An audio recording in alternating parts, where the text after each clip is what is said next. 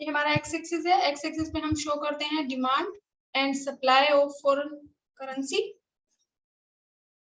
ये हमारा Y axis है। वाई एक्सिस पे हम शो करते हैं exchange rate.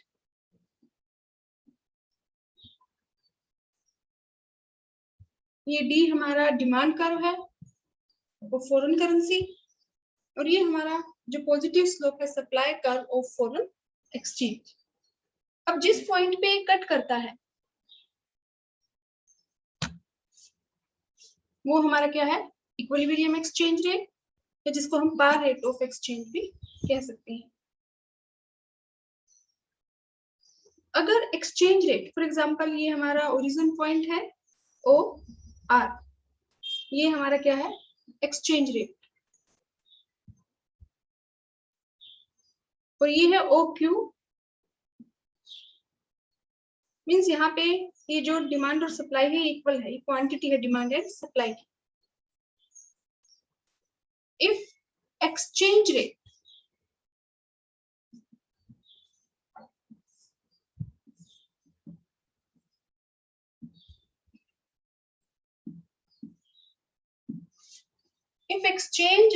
happens to fall, अगर एक्सचेंज रेट किसी भी रीजन से फॉल हो जाए, फॉर एग्जांपल अगर एक्सचेंज रेट पहले OR 50 था और अब ये कम हो गए, फॉर एग्जांपल 40 हो जाए, तो अगर हम इस एक्सचेंज रेट को यहाँ सप्लाई और डिमांड कर्व से मिलाएं, तो एक्सचेंज रेट के कम होने की वजह से कौन सी सिचुएशन अराइज होगी, ये जो एक्सचेंज रेट है इस सप्लाई कर्व को यहाँ इस पॉइंट पे कट करा, इसका नाम अगर हम यहाँ पे दे दे ए, और डिमांड कर्व को कट करा इस पॉइंट पे पी,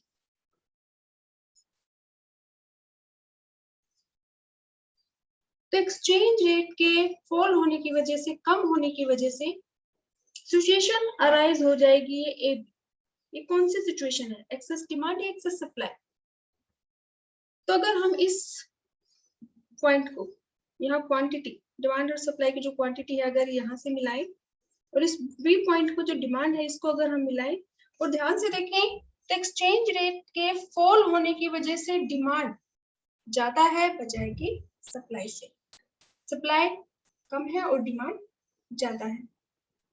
तो ये ए बी, ये जो डिफरेंस है ये शो करेगा एक्सेस, क्योंकि डिमांड ज्यादा है और सप्लाई कम है। डिमांड ज्यादा है ये OQ2 और ये सप्लाई है OQ1, सप्लाई है ये और डिमांड है ज्यादा।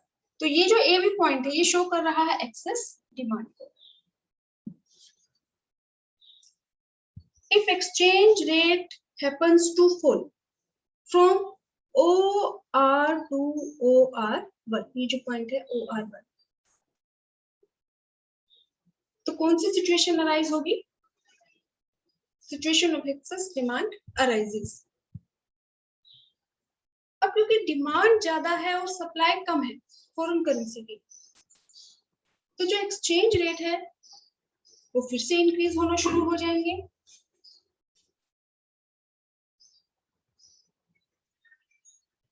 और फिर से वही इक्विलिब्रियम पॉइंट सेट हो जाएगा। As we know, there is inverse relationship between exchange rate and quantity demanded, क्योंकि अब एक्सचेंज रेट अगर कम हो गए हैं तो सिचुएशन अराइज हो जाएगी एक्सेस डिमांड की, और अब डिमांड ज्यादा है सप्लाई से, तो एक्सचेंज रेट फिर से इंक्रीज होना शुरू हो जाएंगे, और एक्सचेंज रेट अगर फिर से इंक्रीज होना शुरू होगा तो जो डिमांड है वो कॉन्ट्रैक्ट होना शुरू हो जाएगी, और जो सप्लाई है वो एक्सटेंड होना शुरू हो जाएगी, और फिर से वही इक्विलिब्रियम पॉइंट सेट हो जाएगा, जो पहले था, जो इक्विलिब्रियम था वही रिस्टोर हो जाएगा। जो एक्सचेंज रेट थे जो पहले 40 थे वो वापस कहाँ जाएंगे, फिर से 50। तो अगर किसी भी रीजन से अगर एक्सचेंज रेट इंक्रीज हो जाए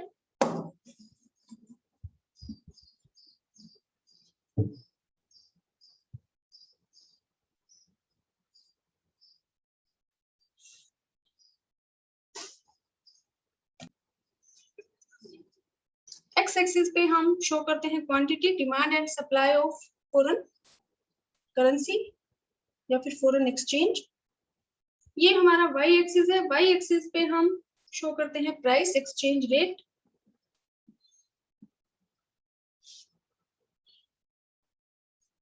ये हमारी क्वांटिटी है, डिमांड और सप्लाई।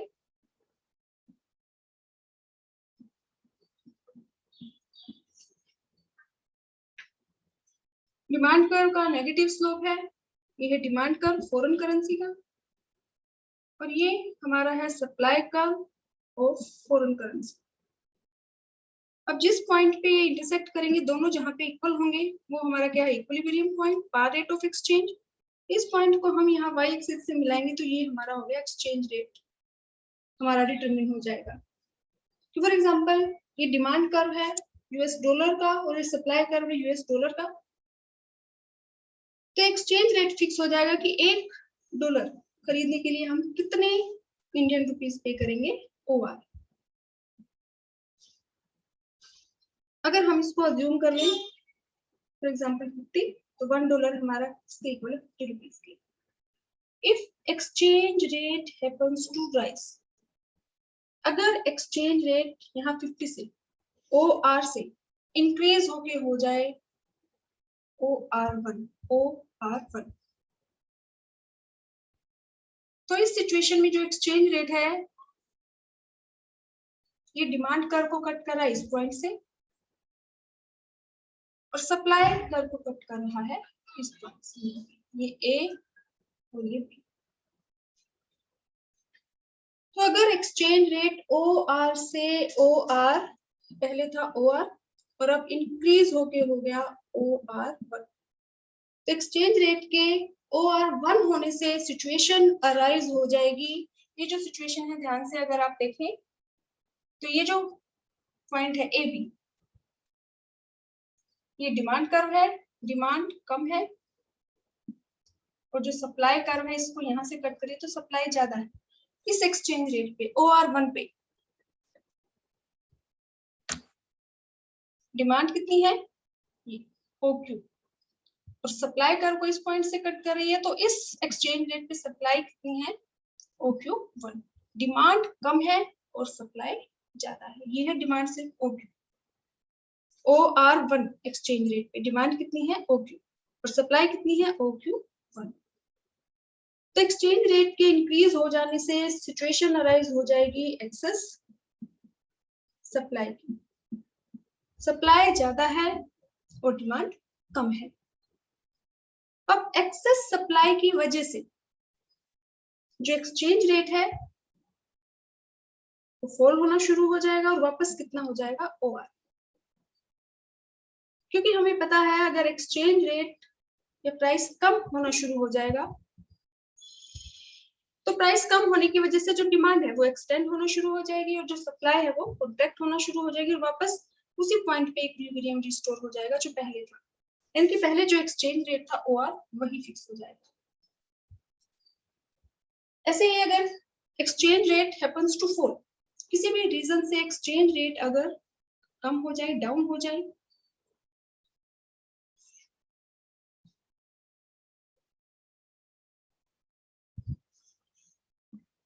अगर एक्सचेंज रेट पहले क्या था OR और अब वो हो गया OR,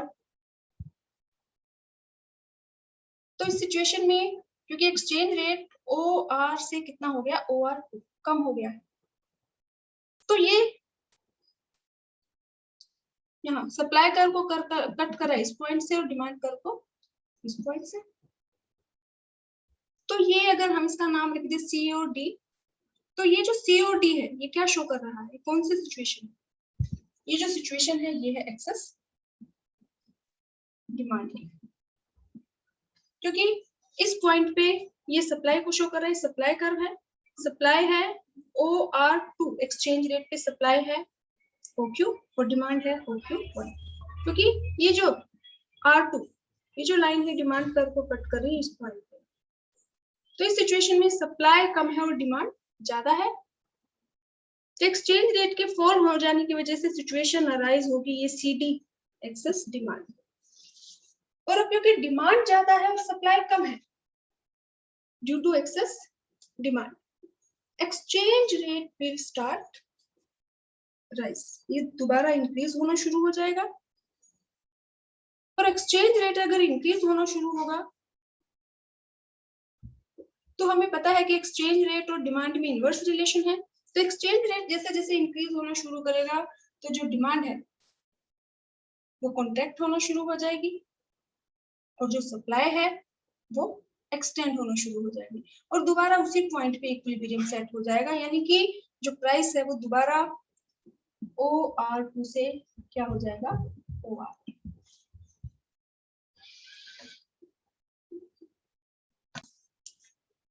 अगर आपसे फ्लेक्सिबल एक्सचेंज रेट 6 मार्क्स में पूछा जाए तो सबसे पहले फ्लेक्सिबल एक्सचेंज रेट को हम डिफाइन करेंगे। फ्लेक्सिबल एक्सचेंज रेट क्या है? Flexible exchange rate is determined where demand of foreign currency is equal to supply of foreign currency। और जो फ्लेक्सिबल एक्सचेंज रेट है इसको हम फ्लोट एक्सचेंज रेट या फिर फ्री एक्सचेंज रेट भी बोलते हैं।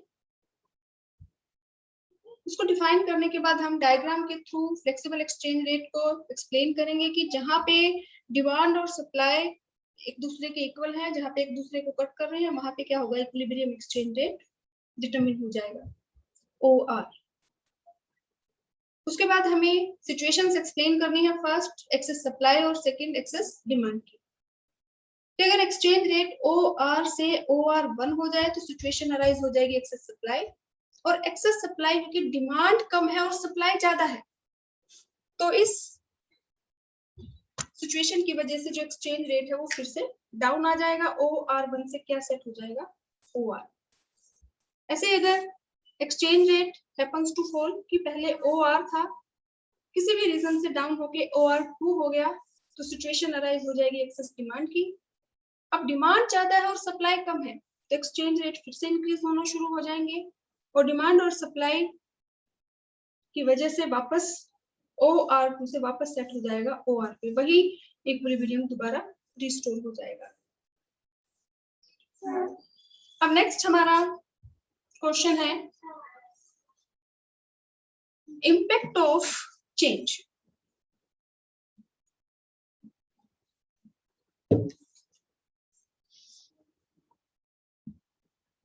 Impact of change in demand and supply of foreign currency।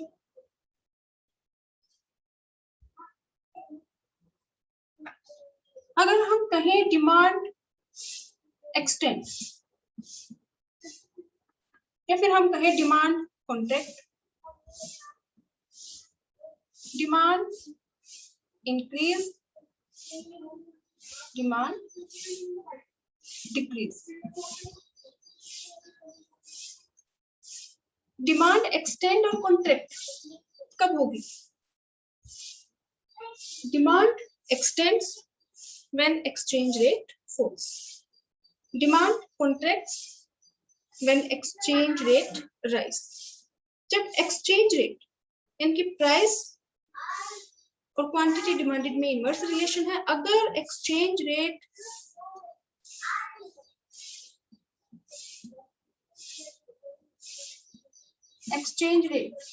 अगर कम हो जाए तो डिमांड क्या होगी, एक्सटेंड। अगर एक्सचेंज रेट इंक्रीज हो जाए तो डिमांड क्या होगी, कॉन्ट्रैक्ट। लेकिन इसमें हम ये अज्यूम करते हैं अदर फैक्टर्स रिमेन्स कांस्टेंट। लेकिन जब हम बात करते हैं डिमांड इंक्रीजेस, डिमांड डिक्रीजेस, तो इसमें हम अज्यूम करते हैं exchange rate remains constant. Demand increases due to other factors of demand, price remains constant। Demand decreases due to other factors of demand, price remains यानी कि exchange rate remains constant। तो जब हम फ्लेक्सिबल एक्सचेंज रेट को explain करते हैं तो हम वर्ड यूज करते हैं एक्सटेंड और कॉन्ट्रैक्ट, कि एक्सचेंज रेट इंक्रीज होगा तो डिमांड कॉन्ट्रैक्ट होगी, एक्सचेंज रेट कम होगा तो डिमांड एक्सटेंड होगी। और इसमें हम अदर फैक्टर्स को कांस्टेंट मानते हैं। डिमांड एक्सटेंड और कॉन्ट्रैक्ट होती है due to change in exchange rate. लेकिन जब हम बात करते हैं डिमांड इंक्रीजेस और डिमांड डिक्रीजेस, तो डिमांड इंक्रीज और डिक्रीज होती है due to other factors of demand. Exchange rate remains constant due to other factors. Exchange rate remains constant. तो हमारा टॉपिक है impact of change in demand and supply. तो सबसे पहले हम बात करते हैं डिमांड की। अगर demand change in demand means if demand increases or if demand decreases.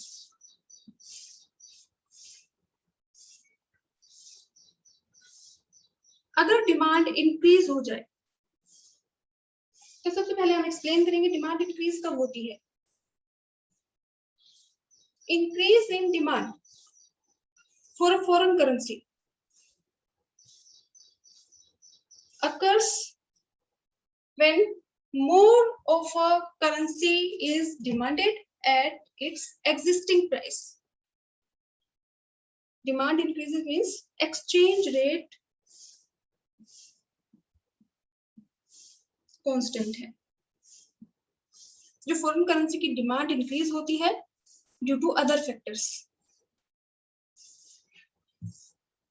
उसको हम एक डायग्राम की हेल्प से समझते हैं। ये हमारा एक्स एक्सिस है, ये वाई एक्सिस है। एक्स एक्सिस पे हम शो करते हैं quantity demand and supply of foreign currency और वाई एक्सिस पे हम शो करते हैं प्राइस एक्सचेंज रेट। ये हमारा डिमांड कर्व है ऑफ फॉरेन करेंसी और ये हमारा पॉजिटिव जो स्लोप है सप्लाई कर्व है ऑफ फॉरेन करेंसी। जहां पे इंटरसेक्ट करेंगे वो हमारा इक्विलिब्रियम एक्सचेंज रेट है, इक्विलिब्रियम क्वांटिटी और ये इक्विलिब्रियम प्राइस ओ आर, ये क्वांटिटी ओ क्यू। अब हमारा टॉपिक है impact of change in demand, कि जो भी इक्विलिब्रियम एक्सचेंज रेट है उसके ऊपर क्या इम्पैक्ट होगा अगर डिमांड में चेंज हो जाए। डिमांड में चेंज होने का मतलब या तो डिमांड इंक्रीज हो जाए या फिर डिक्रीज हो जाए। तो सबसे पहले हम देखते हैं कि एक्सचेंज रेट के ऊपर क्या इम्पैक्ट होगा if there is increase in demand. तो इंक्रीज इन डिमांड क्या है? जब हमारी डिमांड इंक्रीज होती है एट एग्जिस्टिंग एक्सचेंज रेट में प्राइस में कोई चेंज नहीं है लेकिन फिर भी डिमांड इंक्रीज हो रही है, तो उसको हम क्या कहेंगे? Increase in demand.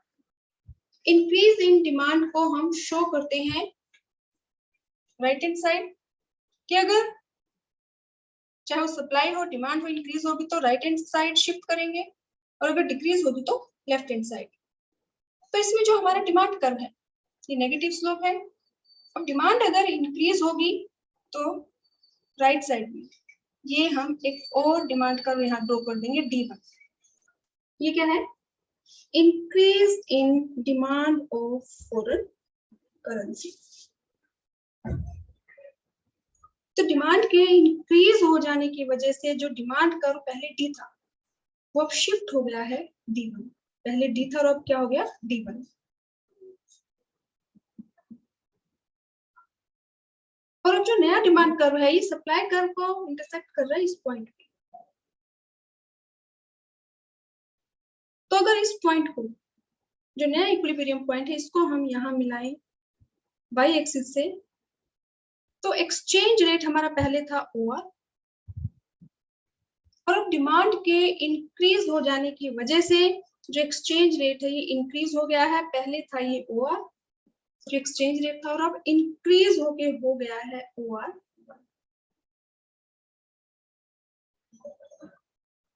तो हमारा क्वेश्चन क्या है? Impact of increase in demand on exchange rate.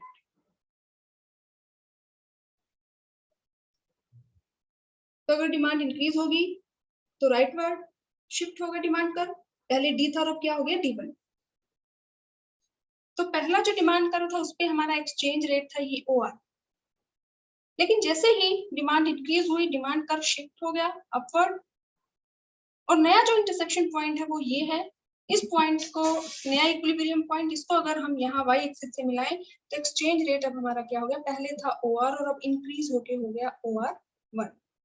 पहले OR था और अब क्या हो गया OR1।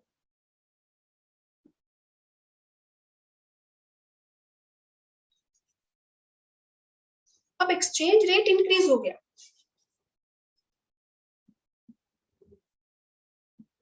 exchange rate increases due to increase in demand। अब इसको हम क्या कहेंगे, depreciation of domestic currency. Exchange rate increase हो गया, फॉर एग्जांपल अगर हम एक $US को परचेज करने के लिए पहले पे कर रहे थे हमारे 50 रुपीज, और अब क्योंकि एक्सचेंज रेट इंक्रीज हो गया तो फॉर एग्जांपल हम अज्यूम कर लें कि उसी $1 को परचेज करने के लिए अब हम पे कर रहे हैं 60 रुपीज। तो अब डॉलर की एक यूनिट, $1 परचेज करने के लिए पहले हम 50 रुपीज पे कर रहे थे और अब हम 60 रुपीज पे कर रहे हैं। तो हमारी जो डोमेस्टिक करेंसी है उसकी वैल्यू डेप्रिशिएट हो रही है, एक्सचेंज रेट इंक्रीज हो रहा है, लेकिन हमारी करेंसी की वैल्यू फॉल हो रही है, क्योंकि हम उसी $1 को खरीदने के लिए पहले 50 रुपीज पे कर रहे थे और उसे $1 को परचेज करने के लिए अब हम 60 रुपीज पे कर रहे हैं। तो इसको हम क्या कहेंगे, डेप्रिशिएशन ऑफ डोमेस्टिक करेंसी।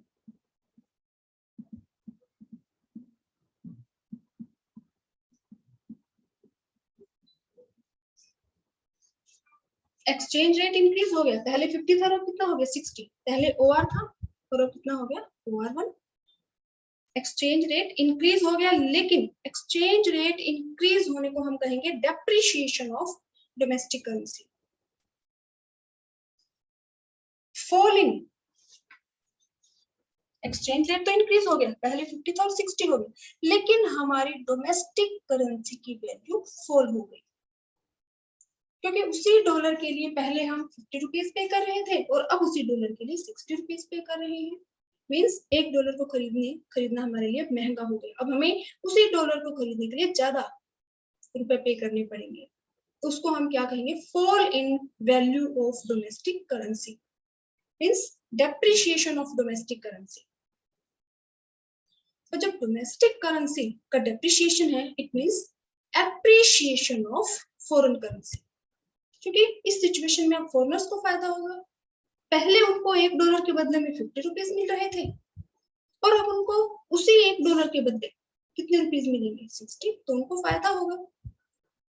तो अगर एक्सचेंज रेट इंक्रीज हो रहा है, 50 से 60 हो गया एक्सचेंज रेट, तो इट मीन्स हमारी डोमेस्टिक करेंसी की वैल्यू डाउन हो गई, हमारी डोमेस्टिक करेंसी की वैल्यू फॉल हो गई, जिसको हम क्या कहेंगे, डेप्रिशिएशन ऑफ डोमेस्टिक करेंसी। और अगर हमारी करेंसी का डेप्रिशिएशन होगा, हमारी करेंसी की वैल्यू फॉल होगी, तो जो फॉरेन की करेंसी है उसकी वैल्यू क्या होगी, एप्रिशिएट। अब अगर हमारी करेंसी की वैल्यू डेप्रिशिएट हो गई तो इसका हमारे एक्सपोर्ट और इंपोर्ट पे क्या इम्पैक्ट होगा,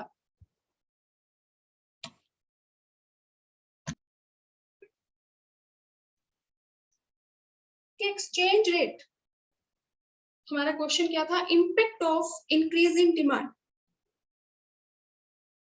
ऑन एक्सचेंज रेट, कि डिमांड, फॉरेन करेंसी की डिमांड इंक्रीज हो जाए अगर, तो एक्सचेंज रेट पे क्या इम्पैक्ट होगा, तो हमारा आंसर क्या होगा, एक्सचेंज रेट इंक्रीज हो जाएगा। अब एक्सचेंज रेट इंक्रीज होने का मतलब हमारी जो डोमेस्टिक करेंसी है उसकी वैल्यू डेप्रिशिएट हो जाएगी, यानी कि फॉरेन की जो करेंसी है उसकी वैल्यू एप्रिशिएट हो जाएगी। तो अगर हमारी डोमेस्टिक करेंसी की वैल्यू डेप्रिशिएट हो जाए तो उसका क्या इम्पैक्ट होगा एक्सपोर्ट और इंपोर्ट पे।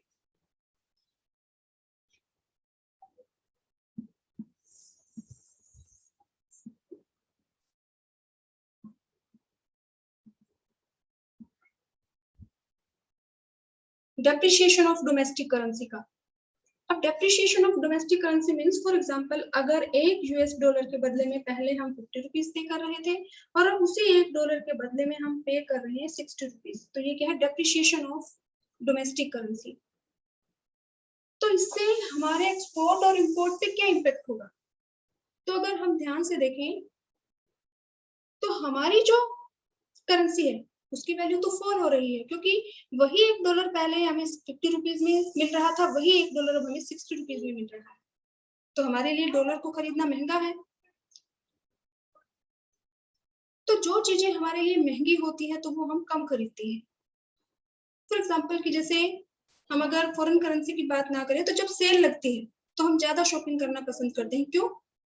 क्योंकि वो चीजें हमें सस्ती मिलती हैं। लेकिन depreciation of domestic currency means वही चीजें जो फॉरेन करेंसी वो अब हमें महंगी मिल रही हैं तो हम कम खरीदना पसंद करेंगे, यानी कि जो हमारी इंपोर्ट है वो तो हमारे कम हो जाएंगे, लेकिन हमारे जो एक्सपोर्ट है वो हमारे इंक्रीज हो जाएंगे, क्योंकि हमारी डोमेस्टिक करेंसी का depreciation means appreciation of foreign currency. अब जो फॉरेन वाले हैं उनको फायदा हो रहा है, पहले उनको उसी एक डॉलर के बदले में 50 रुपीज का सामान मिल रहा था और अब उसी एक डॉलर के बदले में उनको 60 रुपीज का सामान मिलेगा।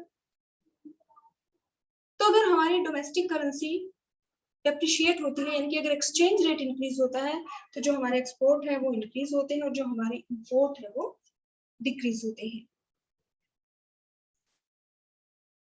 अब इसमें नेक्स्ट हमारा जो टॉपिक है, impact of decrease in demand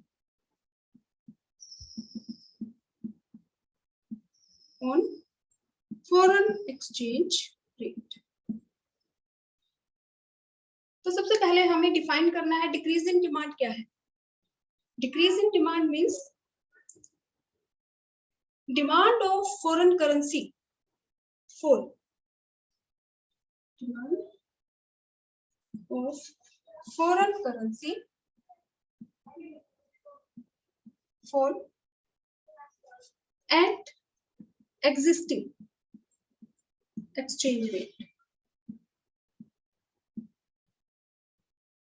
means जो एक्सचेंज रेट है वो तो कांस्टेंट है, उनमें कोई चेंज नहीं है। जो प्राइस है, जो एक्सचेंज रेट है वो पहले भी 60 था, अब भी 60 है, लेकिन उसके बावजूद भी अगर फॉरेन करेंसी की डिमांड कम हो जाए, 60 थी और अब 50 हो गई, या 600 थी अब 500 हो, तो उसको हम क्या कहेंगे, decrease in demand. Decrease in demand से जो हमारा डिमांड कर्व है, ये हमारा एक्स एक्सिस है, ये वाई एक्सिस है। एक्स एक्सिस पे हम शो करते हैं क्वांटिटी, वाई एक्सिस पे हम शो करते हैं प्राइस एक्सचेंज रेट। ये हमारा डिमांड कर्व है, negative slope demand curve of foreign exchange. ये हमारा पॉजिटिव स्लोप है, ये supply curve of foreign exchange. ये जिस पॉइंट पे इंटरसेक्ट करते हैं वो हमारा इक्विलिब्रियम एक्सचेंज रेट है, और इसको हम एक्स एक्सिस से मिलाएं तो ये हमारा इक्विलिब्रियम क्वांटिटी है OQ, और ये OR हमारा क्या है, एक्सचेंज रेट। अब हमारा क्वेश्चन है, अगर डिमांड डिक्रीज हो जाए तो उसका एक्सचेंज रेट पे क्या इम्पैक्ट होगा। तो ये हमें क्रैम करने की जरूरत नहीं है, हम डायग्राम का यूज करेंगे। हमें पता है कि अगर डिमांड डिक्रीज होगी मींस लेफ्टवर्ड शिफ्ट, हम इसको लेफ्ट साइड शिफ्ट कर देंगे, ये हमारा डिमांड कर्व है। Increase means right side shift हो जाएगा demand curve, decrease means left side. तो यहाँ ये डिमांड कर्व को हम ये लेफ्ट साइड शिफ्ट कर देते हैं, ये D1, पहले डिमांड कर्व ये था और अब ये डाउन आ गया है, ये D1 लेफ्टवर्ड शिफ्ट हो गया है। तो पहले इक्विलिब्रियम पॉइंट था, ये था। अब नए डिमांड कर्व की वजह से जो इक्विलिब्रियम पॉइंट है वो ये है, क्योंकि D1 जो नया डिमांड कर्व है वो सप्लाई कर्व को कट कर रहा है इस पॉइंट पे। तो ये हमारा नया इक्विलिब्रियम पॉइंट है। इस पॉइंट को अगर हम यहाँ वाई एक्सिस से मिलाएं तो एक्सचेंज रेट हमारा क्या होगा, OR। पहले क्या था, OR, लेकिन डिमांड के डिक्रीज हो जाने की वजह से हमारा जो एक्सचेंज रेट है वो फॉल हो जाएगा। पहले OR था, अब क्या हो गया, OR1, डाउन आ गया। अब एक्सचेंज रेट कम हो गया है, इट मीन्स हमारी डोमेस्टिक करेंसी की वैल्यू इंक्रीज हो गई है। फॉर एग्जाम्पल अगर ये OR को हम अज्यूम कर ले 60, OR1 को 50, तो पहले $1 को परचेज करने के लिए हम पे कर रहे थे 60 रुपीज, और अब उसी $1 को परचेज करने के लिए हम पे कर रहे हैं 50 रुपीज। तो हमारे लिए फायदा होगा, क्योंकि वही $1 हमें महंगा मिल रहा था और अब वो हमें सस्ता मिल रहा है, 50 रुपीज मिल रहा है 60 की बजाय। तो इट मीन्स हमारी जो डोमेस्टिक करेंसी की वैल्यू है वो राइज हो रही है, इंक्रीज हो रही है, और इसको हम कहेंगे एप्रिशिएशन। जो एक्सचेंज रेट डाउन आ गया इसको हम कहेंगे appreciation, appreciation of domestic currency.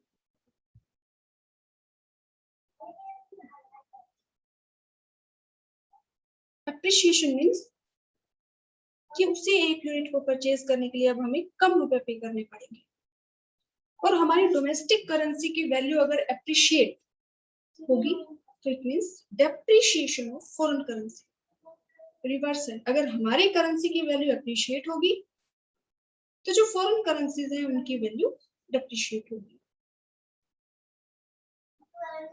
तो अगर डिमांड डिक्रीज हो जाए तो डिमांड कर्व हमारा लेफ्टवर्ड शिफ्ट हो जाएगा, डिमांड कर्व के लेफ्टवर्ड शिफ्ट होने से नया इक्विलिब्रियम पॉइंट सेट हो जाएगा, और इसको अगर हम वाई एक्सिस से मिलाएं तो हमारा एक्सचेंज रेट पहले OR था वो क्या हो गया OR कर्व, और इसको हम क्या कहेंगे appreciation of domestic currency means depreciation of foreign currency. Appreciation of domestic, हमारी करेंसी की वैल्यू इंक्रीज हो रही है और फॉरेन की करेंसी की वैल्यू डिक्रीज हो रही है। इसका क्या इम्पैक्ट होगा हमारे एक्सपोर्ट और इंपोर्ट पे?